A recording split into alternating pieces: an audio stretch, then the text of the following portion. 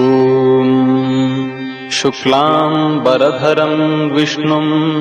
शशिवर्णं चतुर्भुजं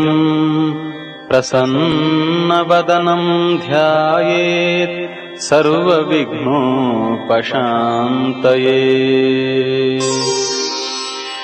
ॐ गणेश्वरो गणक्रीडो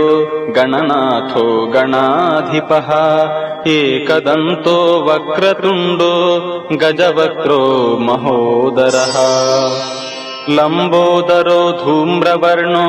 विकटो विघ्ननाशः सुमुखो दुर्मुखो बुद्धो विघ्नराजो गजाननः भीमप्रमोद अमोद सुरानन्दो मदोत्कटः हेरम्ब शम्बर शम्भुः लम्बकर्णो महाबलः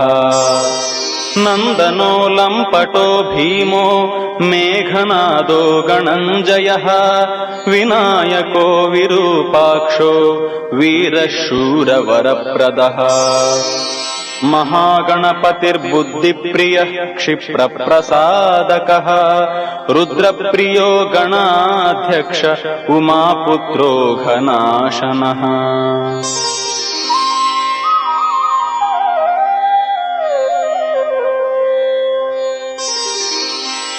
कुमारगुरुरीशानपुत्रो मूषकवाहनः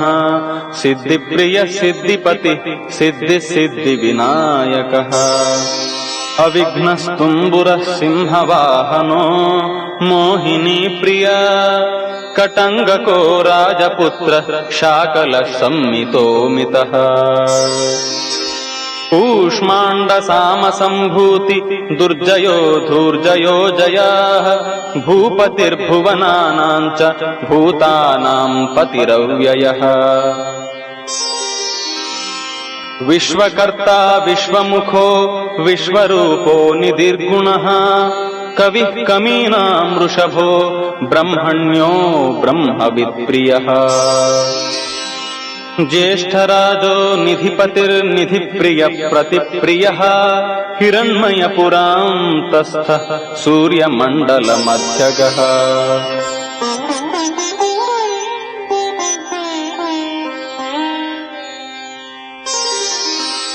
कराहतिध्वस्तसिन्धुसलिलः पूषदन्तभित् उमाङ्ककेलीकुतुकी मुक्तिदः कुलपावनः किरीटी कुण्डलीहारी वनमा